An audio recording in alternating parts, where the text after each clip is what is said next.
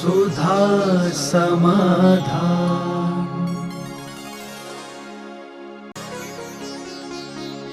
नमोस्तु गुरुदेव। व्यंतर देव पूर्व बैर के कारण क्या किसी जानवर से बदला ले सकती हैं? पूज्यवर वीरसेन स्वामी महाराज ने इस बात का उल्लेख किया है। श्री धवला जी के अंदर उन्होंने लिखा कि ढाई दीप के बाहर विकलत त्रयों का अभाव है, होती ही नहीं, लेकिन पूरे ढाई द्वीप के असंख्यात द्वीप समुद्रों में विकलत त्रय के स्थान बताया। तो उन्होंने उदाहरण दिया, पूर्व भाव का कोई बैरी किसी त्रियंश को उठा करके और ढाई द्वीप के बाहर मानसोत्तर पर्वत के बाहर भी जाकर के किसी द्वीप समुद्र में फेंक दिया, तो उस त्रियंश के शरीर में जो विकलत त्रय है, पेट में कीड़े वगैरह त्रियंशों को लगे रहते हैं, किल्ली वगैरह, वो उनके साथ में जाते हैं। तो इस अपेक्षा से सारे पूरे जितने असंख्यात द्वीप समुद्र में हैं, सभी में विकलत त्रय की उत्पत्ति देखी जाती है। इस प्रसंग से ये निर्णय हुआ कि त्रियंशों पर भी देवताओं के उपसर्ग होते हैं, त्रियंशों पर भी देवता उपसर्ग करते हैं। ये आगम की सहमति है कि एक नाग नागिन को सुलोचना चरित्र में और जय कुमार के चरित्र में उल्लेख आया है कि एक नाग नागिन के संबंध में जोड़े में था और वो किसी कारणवश देवता बन गया, तो उसका जो दूसरा एक जोड़ा छूट गया था, उसके गलत कार्य देख करके उस देवता ने आके उस नागिन के लिए ताड़ित किया, ऐसा कथानक है।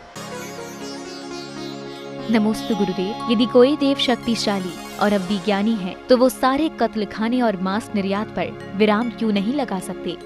पूज्यवर नेमीचंद महाराज ने श्री त्रिलोक सार के अंदर इस प्रसंग का थोड़ा सा प्रसंग उठा के समाधान किया है। उन्होंने इस प्रसंग को आभियोग जाति के देवों के एक प्रसंग में कहा कि देवताओं को सवारी की क्या जरूरत है, उनको क्या जरूरत थी कि वो हाथी पे बैठ के यहाँ ऐरावत, वो तो निमेष मात्र में कहीं भी चले जाते, उनको पैदल तो चलना नहीं, विक्रिया से जाना, एक चुटकी बजाते ही स्वर्गों से यहाँ उतर सकते। फिर वो वाहन जाति के देवों पर बैठ के क्यों आते?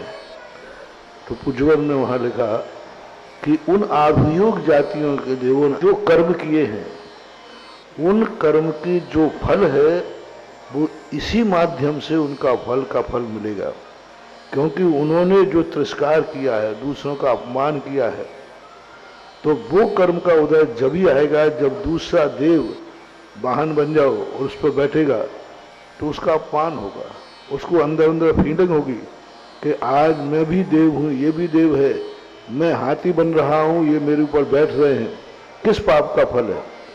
तो वो अपने अतीत के पापों का चिंतन करेगा, तो किए हुए पाप की सजा इसी रूप में मिलती है। अब देवता लोग भी अवधज्ञानी हैं, वो जानते हैं कि हम जो लोग ये कर रहे हैं ये सब इनके कर्म हैं, इन्होंने कर्म ऐसा बांधा है, ये कटेंगे। इसलिए देवता अवधज्ञान से जानते हैं, जान करके वो इस प्रकार के लिए करते हैं।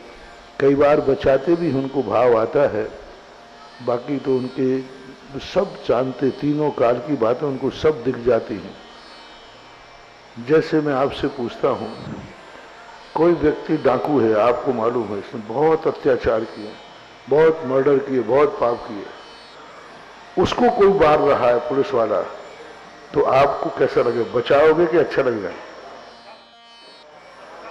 अच्छा, बस वही दशा देवों की है कि वो जान जाते हैं कि ये दुष्ट पापी इसने ऐसे अत्याचार किए हैं, ऐसे किए हैं, तो वो सोचते हैं कि ये सबसे बढ़िया उदाहरण है। अपन को पता चल जाए ये दुष्ट इसने बहुत पाप किए और पुलिस मार रही है, तो अपन कहते और मारो उसको, बचाएंगे नहीं बल्कि मारने का।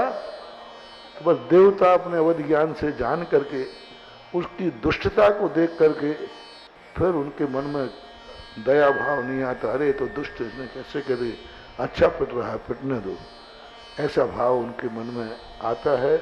ऐसा संकेत हमें त्रिलोक सार के ग्रंथ में देखने को मिला था। नमोस्तु गुरुदेव। आरिका व शूलिका के आहार के समय क्या उनकी नवदा भक्ति कर सकते हैं? शास्त्रों में मुनि महाराजों के आहार के उल्लेख है, जिसमें स्पष्ट लिखा है कि नवदा भक्ति पूर्वक आहार दिया, लेकिन पूरे शास्त्रों में कहीं भी आरिका को आहार के समय नवदा भक्ति पूर्वक आहार दिया ऐसा उल्लेख नहीं है। कुछ लोग दलील देते हैं कि रत्नानंद साहब का आचार में 9 कोटि से विशुद्ध है, 9 कोटि से विशुद्ध होकर के दान देना चाहिए, तो वो 9 कोटि का नवदा भक्ति नहीं है, वो मन वचन काय कृत कारत अनुमोदना शमरम समारम इसकी शुद्धि है। आप इसको नवदा भक्ति अर्थ निकालते हैं तो फिर नवदा भक्ति में तो आरिकाओं को क्यों, उसमें तो मध्यम पात्र ब्रह्मचारिणियाँ भी है, ब्रह्मचारी भी है, इनकी भी नवदा भक्ति होना चाहिए, आरिका की क्यों? उस प्रसंग से यदि लेते हो कि दान नवदा भक्ति पूर्वक देना चाहिए, तो मध्यम पात्र में तो ब्रह्मचारी भी आएगा, ब्रह्मचारिणी भी आएगी, तो ब्रह्मचारिणी की नवदा भक्ति पूर्वक आहार देना चाहिए। घर में प्रतिमाधारी है तो उसको नवदा भक्ति पूर्वक आहार करना चाहिए। और फिर जघन्य पात्र चौथे गुण स्थानवर्ती भी है, तो चौथे गुण स्थानवर्ती को भी नवदा भक्ति पूर्वक आहार देना चाहिए। अब मियाँ बीवी घर में दोनों सम्यक दृष्टि हैं, तो दोनों एक दूसरे की नवदा भक्ति करें। पति को जब आहार करना हो तो पत्नी पड़ गए, स्वामी जी अब क्या बोलोगे पता नहीं मुझे, स्वामी तक तो चल जाएगा, फिर आगे क्या बोलोगे? नमोस्तु नमोस्तु, परिवहन करोगे, फायदा कहाँ से करोगे? और फिर पत्नी को भोजन करना है तो फिर क्या होगा? वो भी त्यागी है, वित्तमाधारी है और सम्यक दृष्टि है। अब दूसरा है नहीं तो फिर पति जी कहेंगे हे, अब क्या बोलोगे? हे स्वामिनी मतलब कुछ लोग इतना अविवेक कर देते हैं कि निकालते नहीं कि यदि हम यहाँ 9 कोटि का नवदा भक्ति निकाल लेंगे तो कितना अनर्थ हो जाएगा। आगम में कहीं भी नवदा भक्ति का उल्लेख किसी भी एक उदाहरण में, किसी भी इतने प्रथमानुग के ग्रंथ हैं, आहार तो गए, आहार की चर्चा भी की है, 2-3 आरिकाएं मिलकर जाते हैं, लेकिन कहीं भी नवदा भक्ति पूर्वक आहार दिया है या नवदा भक्ति पूर्वक आहार लिया है ऐसा उल्लेख नहीं मिला। कहीं भी ये देखने में नहीं आया कि माता जी आई और श्रावक ने उनको फड़गहन किया, पाद प्रक्षालन किया, पूजा की, ऐसा कोई उल्लेख नहीं मिला। पूज्य रविशरण महाराज ने एक उल्लेख किया है अर्घ का, वो भी कब किया? जब वंदना करने गए तो अर्घ का अर्थ पूजा नहीं होती, हर राजा को अर्घ दिया। नारद जब राजसभा में पहुंचे तो राजा ने उठकर नारद को अर्घ दिया। अर्घ का अर्थ होता है भेंट, सम्मान। तो वहां अर्घ का है ना, वो दर्शन के लिए गए रामचंद्र जी वगैरह, तो वहां सीता जी के लिए अर्घ किया। तो अर्घ समर्पण शब्द किया है, समर्पण में और स्वाहा में अंतर है। तो इस प्रकार के उल्लेखों को आगम के तजैती से हम खोजेंगे तो आगम में तो कहीं नवदा भक्ति नहीं मिली, और आगम में नवदा भक्ति का उल्लेख है भी नहीं। नवदा भक्ति के मात मुनि महाराज ही पात्र हैं, उससे नीचे वाला नवदा भक्ति का पात्र नहीं है। नमोस्तु गुरुदेव। जिन महिलाओं के विवाह विच्छेद हो जाती हैं, वो लोग सूतक पातक का पालन कैसे करेंगे? यदि उसने परित्याग कर दिया है तो उसने पति का परित्याग किया है, बेटे का त्याग नहीं किया। बेटा तो उसके यहां है ना, तो बेटे की मां का तो त्याग नहीं कर सकते। कानून कहता है पति पत्नी का त्याग हो सकता है, आज से तुम मेरे पति नहीं, मैं तुम्हारी पत्नी, लेकिन कोई मां और बेटा नहीं कह सकते आज से मेरी ये मां नहीं और आज से मेरा बेटा नहीं। कोई कानून नहीं है, मां बेटे में कोई डाइवर्स नहीं होता, पिता बेटे में डाइवर्स नहीं होता। अलग हो जाओ, कुछ भी हो जाओ, लेकिन डाइवर्स नहीं होता। पति पत्नी में डाइवर्स हो सकता है, पति पत्नी एक दूसरे को आज के बाद पत्नी नहीं कहेंगे, एक दूसरे के कभी पति नहीं कहेंगे, लेकिन ये कोई कानून आज तक नहीं बना कि माँ बेटे में भी डाइवर्स हो गया। तो जब माँ बेटे का संबंध अक्षुण्ण है तो त्याग होने के बाद बेटे का जो गोत्र है वो माँ का गोत्र रहेगा, यानी त्याग होने के बाद भी उसे ससुराल का सूतक लगेगा, क्योंकि बेटा है, क्योंकि अभी उसका बेटा है, संतान है, तो उसका लगेगा। अब मान लो तुम कहो कि महाराज जी संतान नहीं है, फिर क्या करेगा? तो भी उसको संभावित मान नहीं दिया जाता है कि इसके लिए इस प्रकार से, तो उसको ससुराल का सूतक मानना चाहिए। हालांकि आगम में, शास्त्र में इस प्रश्न का कोई समाधान अलग से देखने में नहीं आया। और फिर उसके बाद सीधी बात है, परित्याग के बाद सही बात बताएं तो ये प्रश्न इसलिए नहीं उठाया गया शास्त्रों में कि डाइवर्स होने के बाद, विधवा होने के बाद हमारे यहाँ ब्रह्मचारी व्रत लेने का कहा है। अब कोई सूतक की जरूरत नहीं, ब्रह्मचारी सदा सुखी, वह ब्रह्मचारी व्रत ले लेता। परित्याग हो गया, हमारे यहाँ सेकंड विवाह की कोई छूट नहीं है। एक बार पति को छोड़ दिया या विधवा को प्राप्त हो गई तो उसको वृत्ति ही बनना चाहिए, प्रतिमा ही लेना चाहिए। ये सफ़ेद साड़ी पहनाने की जो आपकी परंपरा है, ये कोई अच्छी परंपरा नहीं है। सफ़ेद साड़ी का अर्थ था कि जैसे वो विधवा हुई या त्याग किया, यानी उसने ब्रह्मचारी वेश ले लिया, तो ब्रह्मचारी का भेष था वो तुमने विधवा का भेष बना दिया। वो भेष किसका था?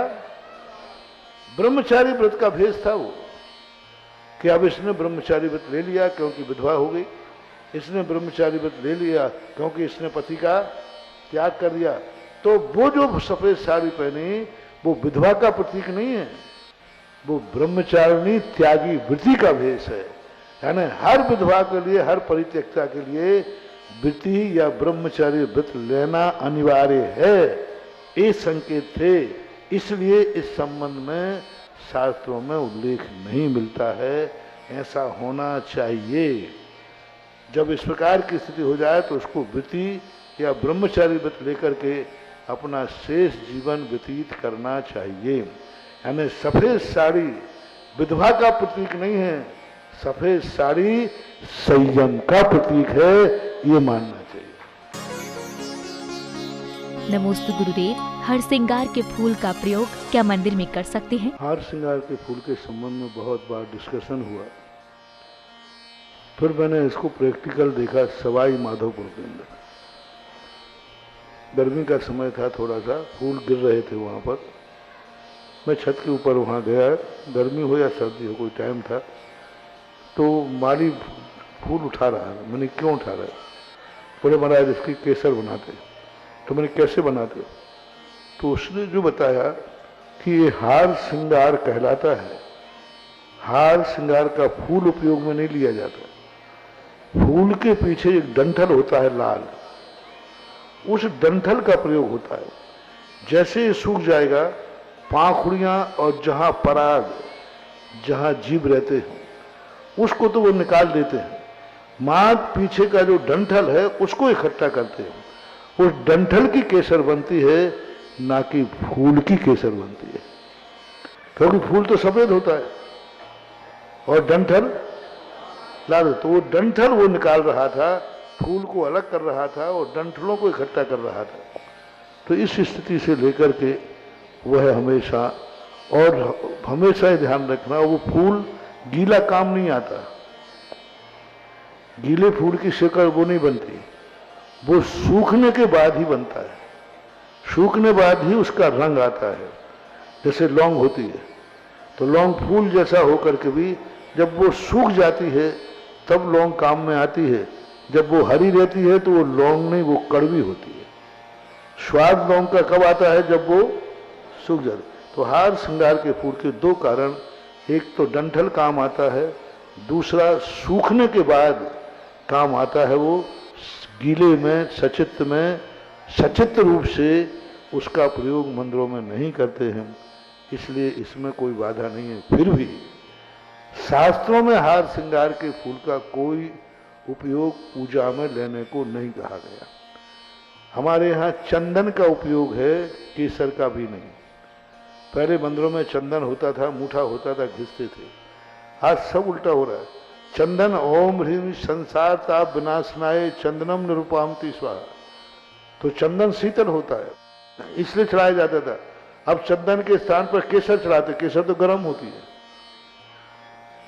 तो पूजा में चंदन के स्थान पर चंदन ही चढ़ना चाहिए और चंदन से ही चावलों को रखना चाहिए। एक स्थान पर मात्र चावल रंगने के लिए जब पुष्प बनाया है तो जिनसेन स्वामी ने प्रतिष्ठा पाठ के अंदर केसर से रंगे हुए चावलों को पुष्प संज्ञा दी है। तो चावलों को रंगने के लिए हम पुष्प बना सकते हैं। केसर, चावलों को रंगने के लिए हम केसर का उपयोग कर सकते हैं। संसार ताप विनाशनाय चंदन रूपामती, वहां तो चंदन का ही उपयोग होना चाहिए, न केसर का और न हार श्रृंगार के डंठल का। अब तो तुम लोग और विचित्र करें, चौके में कई बार केसर चंदन के स्थान पर सीधी हल्दी को और कह रहे चंदनम निरुपामती। अरे हल्दी तो गर्म होती है बाबू। तो अब ये सब चीजें सत्य से परे है। महान पूजा में पुष्प रंगने के लिए केसर, चढ़ाने के लिए चंदन ही उपयोग होना चाहिए। ये हार श्रृंगार आदि का उल्लेख ना तो किसी प्रतिष्ठा पाठ में सुना, ना किसी पूजा में सुना, कहीं भी देखने में नहीं आया।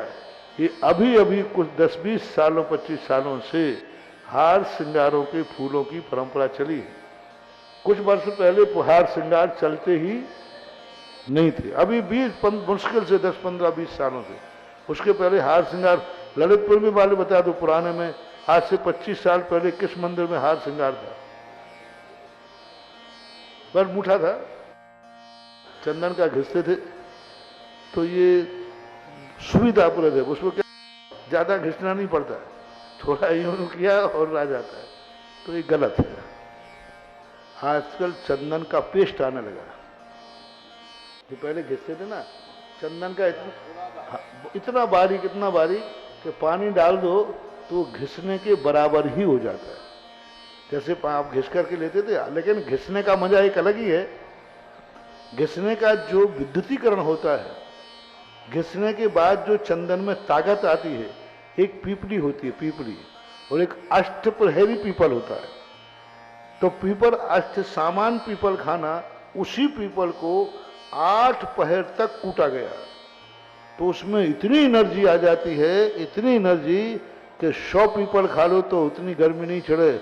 उसका इतना सा भी हिस्सा जो है, रत्ती भरी हिस्सा भी दिमाग को झन्ना देता है। इसी प्रकार चंदन को जो सिलवट्टा पर घिसते थे, उसमें ताकत होती थी। वो यहाँ लगाते ही शरीर को ताजगी देती थी, एनर्जी देती थी। और चंदन लगाने वालों का यहाँ पर कोई रिएक्शन नहीं, और केसर के तिलक लगाने वालों को यहाँ कुछ दिन के बाद जल जाता है, निशान पड़ जाता है। सुधा समाधान।